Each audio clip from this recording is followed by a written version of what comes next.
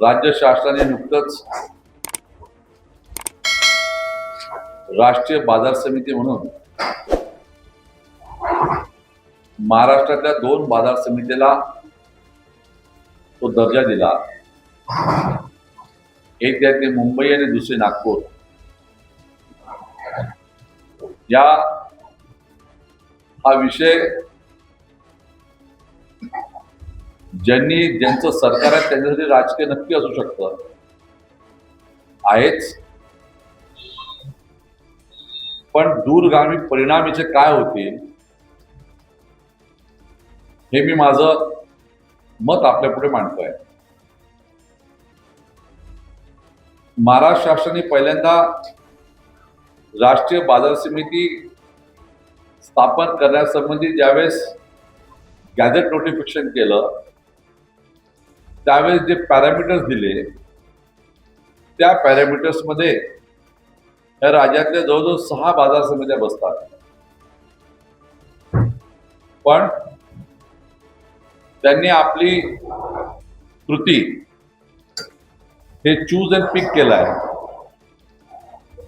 Parameters मध्ये बसणाऱ्या सगळं न घेता त्यांना पाहिजे त्यांनाच घ्यायचं। हे का घेतलंय आपणच त्या ठिकाणी समजू शकता। बऱ्याच वर्तमानपत्रापैकी आपल्यापैकी काही लोकांनी लिहिलं सुद्धा आहे की याच्यामध्ये राजकीय दृष्टिकोन दिसतो म्हणून, आणि वस्तुस्थिती आहे। नागपूर बाजार समिती कळवण्याची जी आहे,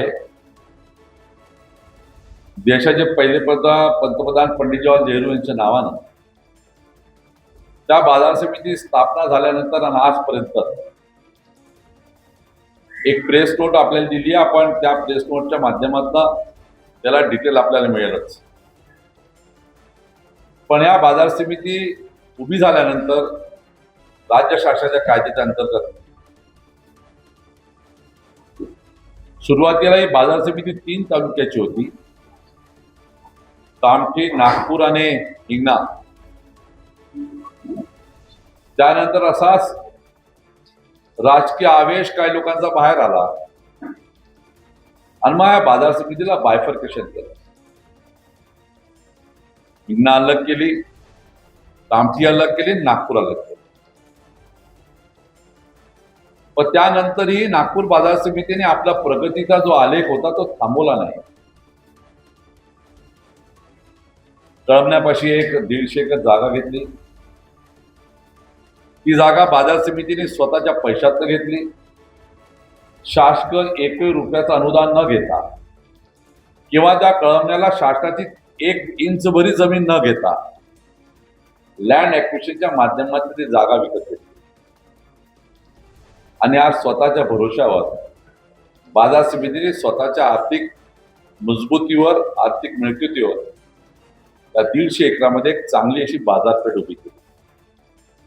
माझ्यासारखा माणूस नक्कीच विचार करेल की एखाद्या समूहानं, एखाद्या विचारानं समजा चांगलं काम केलं तर त्याला शाबासकी द्यायची की त्याला घरी पाठवायचं, हा मूलभूत प्रश्न आज माझ्यासारख्याच्या मनामध्ये आणि आपण सुद्धा समाजापर्यंत तो नेला पाहिजे, हा माझा त्याच्या मागे आपल्याला त्या ठिकाणी आग्रह आहे।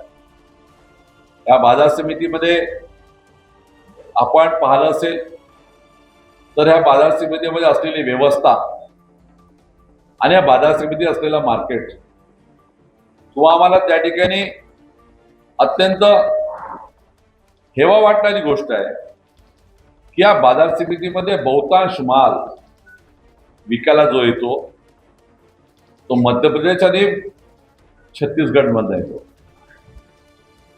या नागपूर बाजार समितीच्या माध्यमातून नागपूर आणि नागपूरच्या परिसरामध्ये असलेला भाजी जी आपल्याला उपलब्ध होते ही 80% भाजी, जेवढी 80% भाजी ही मध्य प्रदेश आणि छत्तीसगड येतात। वेळप्रसंगी नाशिकवरून सुद्धा येतात। म्हणजे याचा अर्थ समजायचा की एवढा जो ट्रान्सपोर्ट सहन करूनही, समजा ट्रान्सपोर्टचा खर्च करूनही इथे भाजी समजा विकायला येतात, त्या मार्केट कमिटीमध्ये त्या लोकांना त्यांच्या मालाला भाव हा त्यांच्या तिथल्या लोकल मार्केटपेक्षा नक्कीच जास्त मिळेल म्हणूनच ते येत असतील, असं साधारणतः आपल्याला, हे माझं मत आहे, आपण त्याच्यामध्ये स्वतःच त्याच्यामध्ये माहिती घेण्याचा प्रयत्न करू शकता. त्या बाजार समिती अंतर्गत कोल्ड स्टोरेजची व्यवस्था आहे. त्या बाजार समितीच्या अंतर्गत त्या ठिकाणी असलेलं बँकेची व्यवस्था आहे, राहण्याची व्यवस्था आहे, खाण्यापिण्याची व्यवस्था आहे. या बाजार समितीने स्वतःच्या भरोश्यावर तिथे पाण्याची व्यवस्था सुद्धा केलेली आहे. नागपूर महानगरपालिकेकडनं पाणी घेत नाही बाजार समिती. हे बाजार समितीने त्या बाजार समितीपासून असलेल्या 7 किलोमीटरच्या अंतरावर गादा शहर आहे ना, गादा शहरामधून पासनं एक स्वतंत्र पाईपलाईन स्वतःची टाकलेली आहे आणि ती बाजार समितीने त्या ठिकाणी स्वतःची पाणी.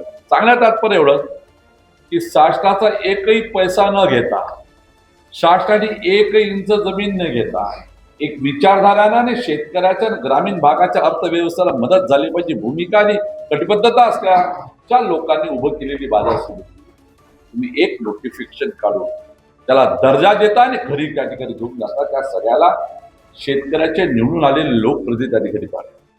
भारतीय जनता पार्टीने मी त्यांचं वक्तव्य काही लोकांचं ऐकलं, वर्तमानपत्रामध्ये वाचलं. मी त्या सगळ्याला तुमच्या माध्यमातून एक प्रश्न विचारतो. मागच्या 15 वर्षापासून महाराष्ट्रामध्ये तुमचं सरकार आहे, केंद्रातलं आहे, राज्यातलं आहे, महानगरपालिका सुद्धा तुमची आहे.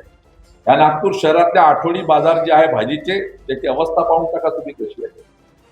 तुमच्यापैकी काही लोकांना वेळ भेट असं की वेळच असेल, समजा घरच्या लोकांनी तुमच्या हातामध्ये समजा भाजी आणायला पाठवलं असेल तर, किंवा आमच्या ज्या भगिनी आहेत त्या कधी भाजी आणायला गेलं त्या लक्षात येईल की आठवडी बाजाराची शहरामध्ये व्यवस्था काय, कुठं भाजी विकतात, ते कुठं बसतात, किती माती लागते, किती स्वच्छता आहे, याचा आपल्याला अंदाज त्या ठिकाणी असतो.